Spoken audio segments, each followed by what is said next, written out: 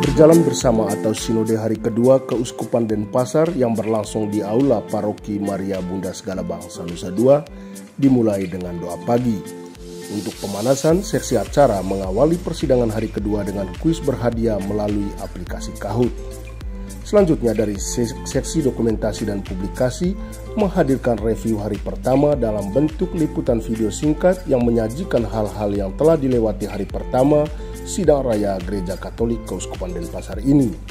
Setelah itu Ketua Umum Panitia Sinode 5 Romo Herman Yosef Bebi tampil memandu kegiatan sesi pertama, yaitu penyampaian dan pendalaman hasil-hasil prasinode dekenat dengan narasumber Romo Evensius Dewantoro dan Romo Martinus Emmanuel Ano selaku Ketua SC dan Ketua Tim Perumus Sinode 5. Ketua SC Romo Evensius Dewantoro memaparkan hasil rumusan akhir prasinode 5 yang bersumber dari prasinode 3 dekenat yang ada di Keuskupan Denpasar, yaitu Bali Barat, Bali Timur, dan Nusa Tenggara Barat. Secara garis besar, Romo Venus menyampaikan tentang isu-isu sentral yang mengemuka dalam prasinode dekenat, baik isu-isu yang muncul dari evaluasi Sinode 4 maupun isu-isu utama sebagai harapan dan masukan untuk Sinode 5. Disampaikan juga masalah-masalah pokok yang ditemukan dari masing-masing dekenat. Kemudian Ketua Tim Perumus Romo Emmanuel Ano melanjutkan dengan menyampaikan refleksi pastoral terkait bangkit dan bergerak bersama untuk mewujudkan gereja sinodal, persekutuan, partisipasi, dan misi. Peserta rehat sejenak setelah sesi pertama dengan menikmati snack yang telah disediakan panitia dari seksi konsumsi. Hari kedua setelah rehat adalah masukan narasumber. Tampil narasumber pertama yaitu Romo Dr. Yohanes Iwayan Mariante SVD yang mempresentasikan hasil survei yang telah dilakukannya melalui Google Form tentang persepsi umat Katolik, baik umat dewasa maupun orang muda Katolik, terkait iman, kehidupan berkomunitas atau persekutuan, serta keterlibatan dalam kehidupan menggereja maupun kehidupan sosial. Sesi kedua ini dimoderatori oleh salah satu anggota tim perumus, Romo Agustinus Sumaryono SVD. Menarik hasil survei ini dari responden umat dewasa yang berjumlah 999 orang dan responden OMK sejumlah 500 orang. Umumnya persepsi mereka terkait hal-hal yang ditanyakan bersifat positif, di mana setiap pertanyaan jawaban yang bersifat positif rata-rata 60-80%. Dikatakan Romo Mariante dengan persepsi yang positif tersebut menjadi modal untuk bergerak. Namun dia mengingatkan untuk bergerak dan berjalan bersama itu perlu ada tim inti sebagai pionir gerakan dan pastikan bergerak bersama itu kemana dan bersama siapa. Setelah makan siang, sidang dilanjutkan dengan masukan narasumber kedua, yaitu Romo Surip Stanislaus OFMK dengan materi tentang tema Sinode 5 ditinjau dari perspektif teologi biblis. Sesi ini dipandu salah seorang anggota tim perumus lainnya, Romo Benedictus Denimari. Dalam pemaparannya, Romo Surip lebih banyak mengutip terkait gereja sinodal dari perspektif Perjanjian Lama. Salah satu yang dikutip adalah pengertian sinode yang bersumber dari kitab Ibrani, yaitu kahal yang artinya pertemuan, perkumpulan, dan duduk bersama. Lalu dari bahasa Yunani, sinode atau sinodus yang berarti berjalan bersama. Jika digabungkan sinodus kahal, maka maknanya menjadi duduk bersama, berbicara hingga sepakat berjalan bersama. Satu hal yang ditegaskan Romo Surip, bahwa gereja sinodal menjadi lebih jelas kalau tidak membeda-bedakan laki-laki dan perempuan dalam karya pelayanan maupun doa.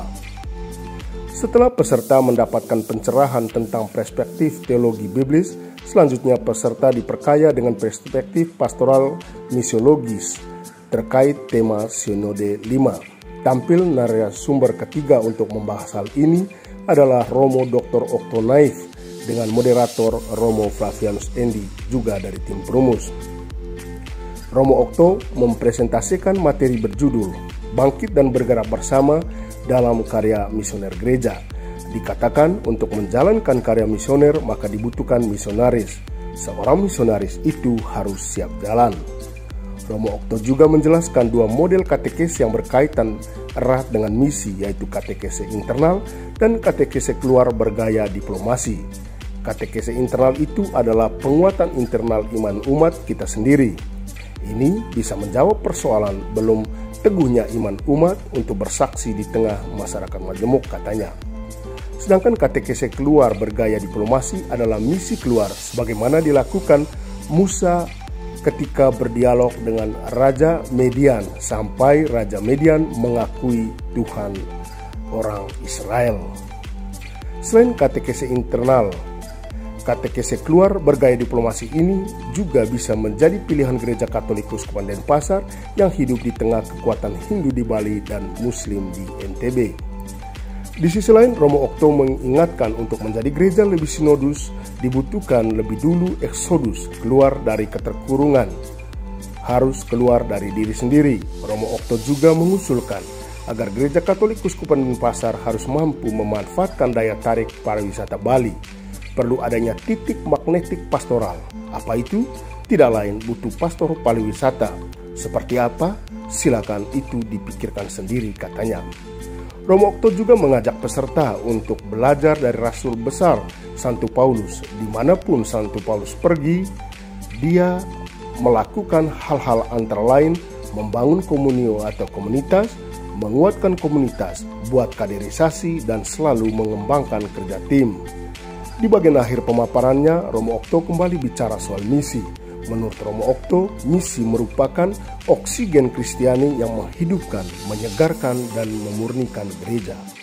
Menurut Romo Okto, ada 5 model misi yang perlu diperhatikan. Pertama, missio ad intra yang masuk, yaitu masuk ke dalam diri, injili dulu diri sendiri sebelum injili orang lain. Kedua, missio ad extra, yaitu menginjili keluar. Ketiga, missio ad altra, yaitu bermisi dengan belajar bersama yang beriman atau berbudaya lain. Keempat, missio ad altum, yaitu bergerak ke dalam dunia ajaran kita sendiri, yaitu mempelajari dokumen-dokumen gereja yang kita miliki. Kelima, missio ad vulnera, yaitu bermisi kepada orang-orang lemah, sederhana, atau orang-orang miskin.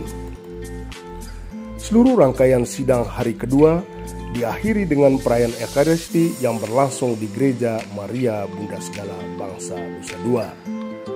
Tim Seksi Dokumentasi dan Publikasi melaporkan.